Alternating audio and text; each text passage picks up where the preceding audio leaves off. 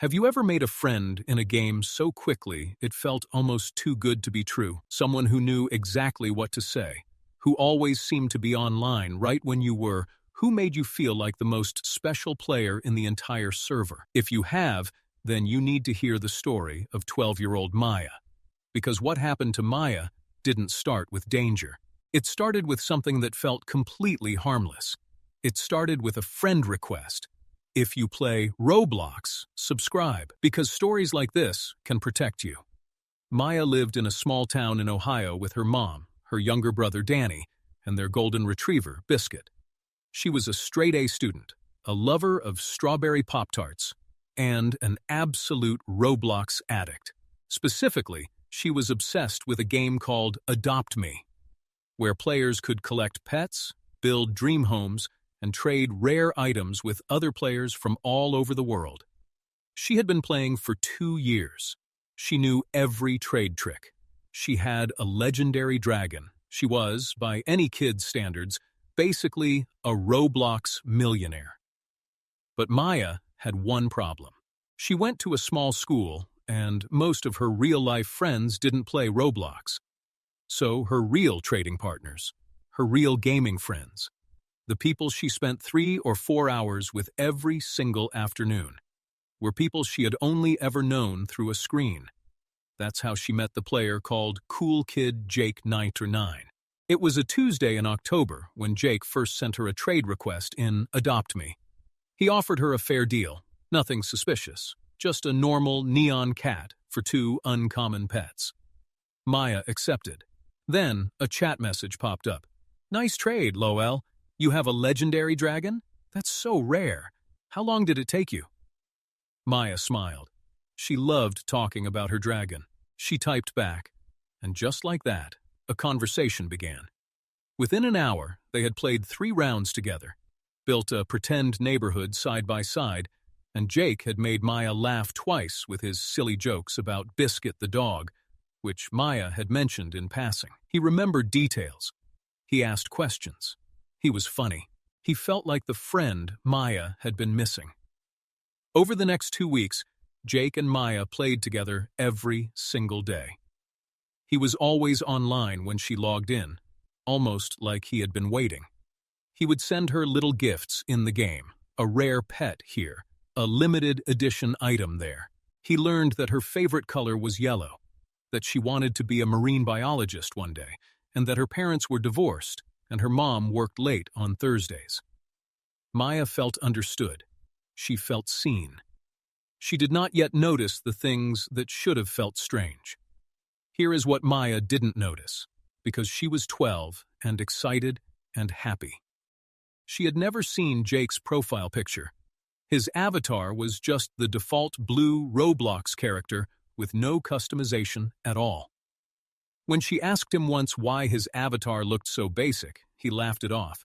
"I just don't care about cosmetics, LOL. Only noobs spend Robux on looks." Maya giggled and moved on.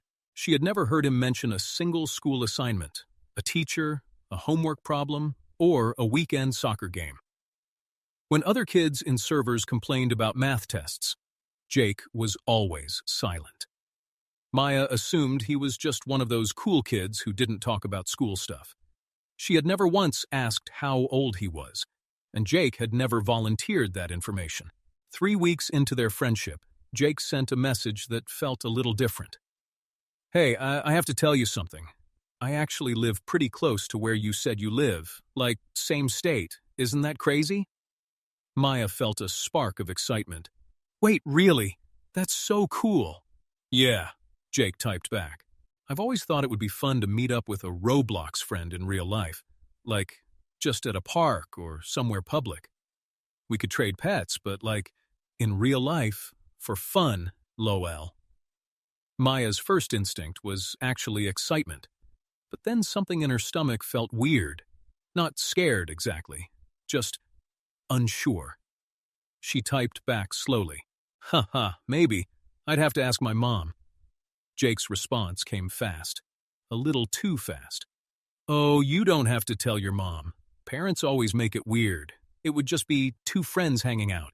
You go to parks by yourself all the time, right?" Maya stared at her screen.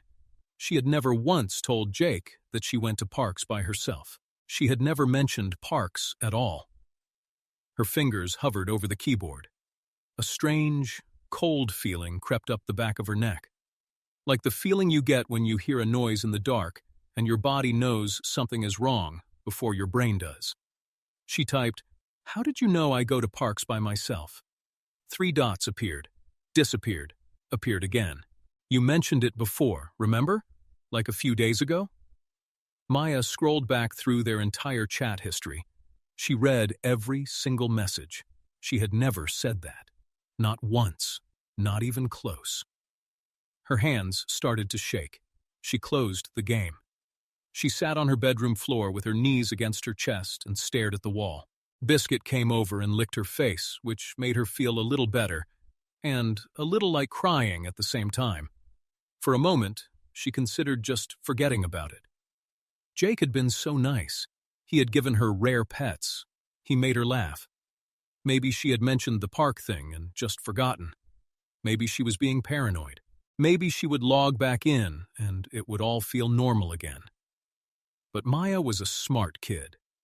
And something in her gut, that quiet alarm that goes off when something isn't right, would not stop ringing. She got up, walked to the living room, and sat next to her mom on the couch. Her mom was exhausted from work. She had her eyes half closed watching a cooking show.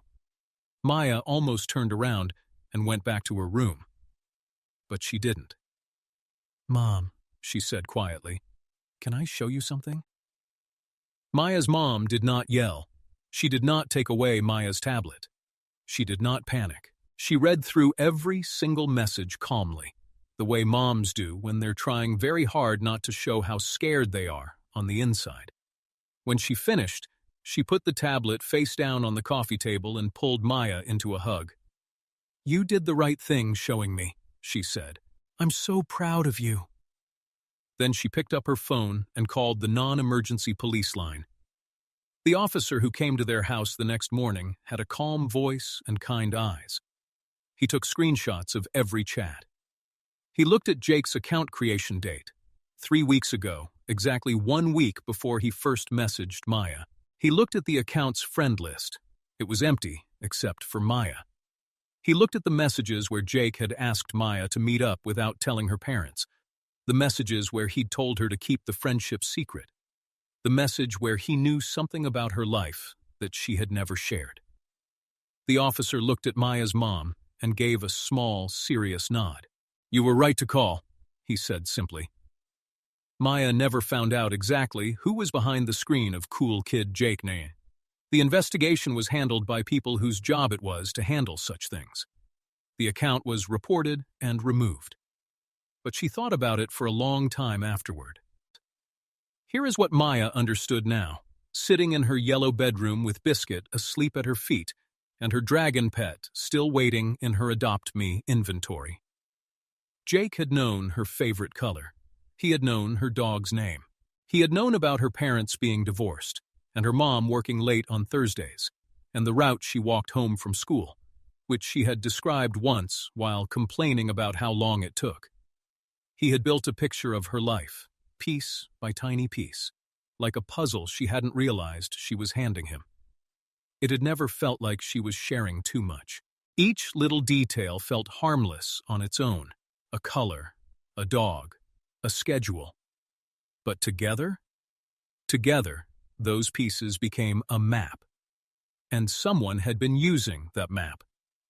That was the thing about online strangers. The dangerous ones never introduced themselves as dangerous. They were patient, they were kind. They made you feel special and understood and like you had found a best friend. Because that was exactly what they wanted you to feel. A real friend, Maya realized, would never ask you to keep the friendship a secret from your parents. A real friend who was actually your age would talk about homework and teachers and annoying siblings and not knowing what to have for lunch. A real friend would never, ever need you to meet them somewhere without a trusted adult knowing. Maya still plays Roblox. She still has her legendary dragon, and she's traded her way up to a neon unicorn too. She plays with a few friends from school now, people she knows in real life, whose voices she recognizes, and whose last names she knows. When strangers send her friend requests, she checks 3 things. How old is this account? Have they mentioned anything personal about me? And if they asked me to meet up tomorrow, would I feel okay telling my mom about it first? If the answer to that last question ever feels complicated, she closes the chat. Because here is the truth that the game will never show you on the loading screen. In Roblox, if you get tricked in a trade, you lose a pet. In real life, the stakes are different. Your safety is not something you can trade back. What can you do? If you ever feel that cold, wrong feeling in your stomach about someone online, trust it. Your gut is smarter than you think. Tell a parent, a teacher, or another trusted adult. You will not get in trouble. You will not lose your account. You will not ruin a friendship if it was a real one. A real friend will still be there after you tell a grown-up about them. And if someone ever asks you to keep your friendship a secret, that is your sign. Real friends don't come with secrets attached. Stay safe out there. The game will always be there. So will the right people, the ones who will never ask you to hide. If someone online ever makes you feel unsafe, tell a trusted adult right away.